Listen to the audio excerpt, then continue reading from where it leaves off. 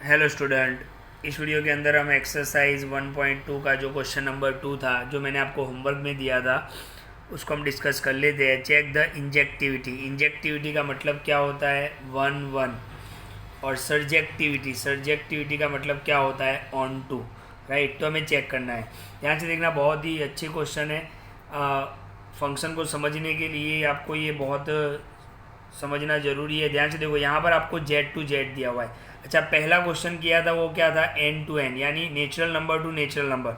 तो उसमें सिर्फ पॉजिटिव आता था। राइट, तो ध्यान से देखना, यहाँ पर जेड टू जेड है। अब यहाँ पर हम इस तरीके से डायग्राम ड्रॉ कर लेते हैं। जेड टू जेड यानी इंटीजर टू इंटीजर, तो इसमें ज़ीरो भी होते हैं, पॉजिटिव नंबर भी होते हैं, नेगेटिव नंबर भी होते हैं। Right, okay. टू है, -2 है, 3 है, -3 है, बहुत सारे नंबर होंगे। यहाँ पर भी आप 0, 1, -1, 2, -2, 3, -3, डैश डैश डैश, आगे बहुत सारे नंबर हो सकते हैं। अब आप देखो, ये आपका डोमेन है, ये आपका को डोमेन है। ये मैंने बहुत अच्छे से समझाया था आपको। F x is equal to x square. ध्यान से देखो, f x is equal to x square.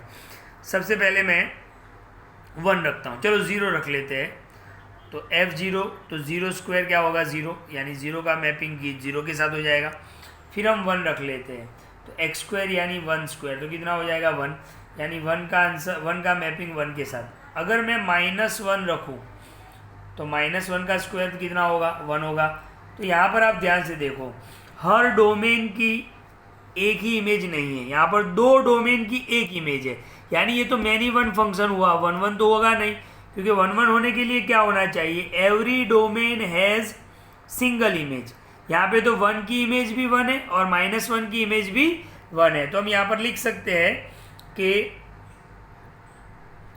Every domain has not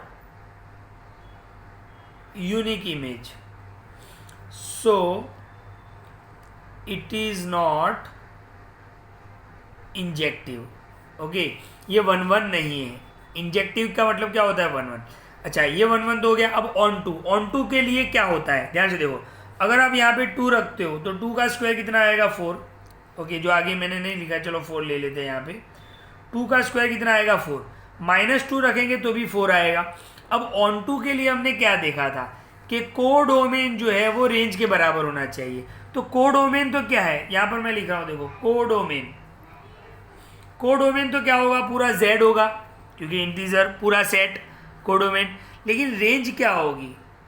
तो रेंज कौन कौन सी आ रही है? देखो, 0 आ रहा है, 1 आ रहा है, 0 आ रहा है, 1 आ रहा है, फिर 2 किसी का भी आंसर नहीं आ रहा है, फिर सीधा आंसर क्या आ रहा है? 4 आ रहा है। इसी तरीके से 3 रखोगे तो 3 का स्क्वायर 9, फिर 16, यानी कोडोमेन जो है वो रेंज के बराबर नहीं हो रहा है। तो यहाँ पर हम लिखेंगे codomain is not is equal to range, so not onto, यानी नॉट सर्जेक्टिव, यानी ये सर्जेक्टिव भी नहीं है। तो लास्ट मतलब इंजेक्टिव भी नहीं है और सर्जेक्टिव भी नहीं है, तो क्या लिख सकते हैं? Neither injective nor surjective. Right, थोड़ा प्रॉपर लिख लेना, मैंने लिखा इसी तरीके से लिखना है, कुछ डिफरेंट नहीं लिखना है। ओके, तो ये था आपका question number 2।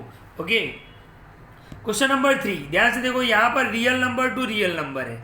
Okay, real number यानी सारे नंबर। तो ध्यान से देख लो, यही एग्जांपल मैंने आपको जो टाइप्स ऑफ उसमें फंक्शन में समझाया था, यही एग्जांपल दिया था, r टेंड्स टू r। अच्छा, रियल टू रियल यानी सारे नंबर होंगे। ओके, 0 भी होगा, पॉजिटिव भी होगा, नेगेटिव भी होगा। ध्यान से देखो, फिर इरेशनल नंबर भी होंगे, रेशनल नंबर भी होंगे, सारे होंगे। राइट, अलग अलग। यहाँ पर भी आप देखो 0, 1, 2, 1/2। अच्छा, यहाँ पर भी 1/2 ले लेते हैं, फ्रैक्शन होगा। 3/2, √2, माइनस भी नंबर होंगे। तो रियल टू रियल। अब आप ध्यान से देखो, f x is equal to x square. तो अगर आप 0 लेते हो तो 0 स्क्वायर 0, अगर आप 1 लेते हो तो 1 स्क्वायर 1। देखो, 0 का मैपिंग 0 के साथ, 1 का मैपिंग 1 के साथ। अगर आप -2 लेते हो तो आपका आंसर 4 आएगा। ओके, -2 लेते हो तो यहाँ पर 4 तो होगा ना रियल नंबर में। अगर आप -2 लेते हो तो आंसर कितना आया 4। अगर आप 2 लेते हो तो 2 स्क्वायर भी 4, तो यहाँ पर तो देखो -2 की इमेज भी 4 बन रही है, 2 की इमेज भी 4 बन रही है, तो यहाँ पर हम 2 बता देते हैं, तो 2 का भी आंसर 4। चलो कोई और नंबर ले लेते हैं। मान लो कि आपने नंबर 3 लिया, तो 3 स्क्वायर क्या होगा 9 होगा। -3 लिया तो -3 का स्क्वायर भी 9 होगा। तो यहाँ पर आप ध्यान से देखो, 3 लिया तो यहाँ पर 9, -3 लिया तो भी 9, तो ये तो मैनी 1 हो रहा है। ओके, तो यहाँ पर भी हम क्या लिख सकते हैं, every domain has not unique image. Okay, so has not unique image, so it is not injective, it is not injective, right, ये इंजेक्टिव नहीं होगा। अब हम बात करते हैं ऑनटू की। तो ऑनटू के अंदर क्या होना चाहिए कि कोडोमेन जो है वो रेंज के बराबर होना चाहिए। तो ध्यान से देख लो, यहाँ पर हम उस एंगल से सोच सकते हैं। कौन से एंगल से? इस एंगल से मैंने आपको पहले भी समझाया था कि अगर fx1 fx2 के बराबर है, ओके, तो x1 x2 के बराबर होना चाहिए। तो ध्यान से देखो, ये x स्क्वायर है तो x1 स्क्वायर होगा, ये x2 स्क्वायर होगा। अच्छा, यहाँ पे real number to real number है। देखो हमने फर्स्ट सम किया था वो natural number two natural number था, इसलिए हमने direct x1 is equal to x2 लिख लिया था। लेकिन यहाँ पर real number to real number है, सो ये इस साइड आएगा, तो x1 square is equal to x2 square. ये हम ऐसे भी सोच सकते हैं इसको, तो इसके 2 फैक्टर हो जाएंगे, x1 minus x2, x1 plus x2। तो यहाँ से भी आप बता सकते हो x1 minus x2 is equal to 0, x1 plus x2 is equal to 0, minus x2 उस साइड जाएगा प्लस x2, और यहाँ पर, तो यहाँ पर देखो x1 और x2 के अलावा दूसरा आंसर भी मिल सकता है, तो इसका मतलब ये जो है वो 1 1 नहीं है, राइट। तो हमने यहाँ पर हम ऐसे भी बता सकते हैं और ऐसे भी हम सॉल्व कर सकते हैं। ओके, तो ये इंजेक्टिव के लिए हुआ।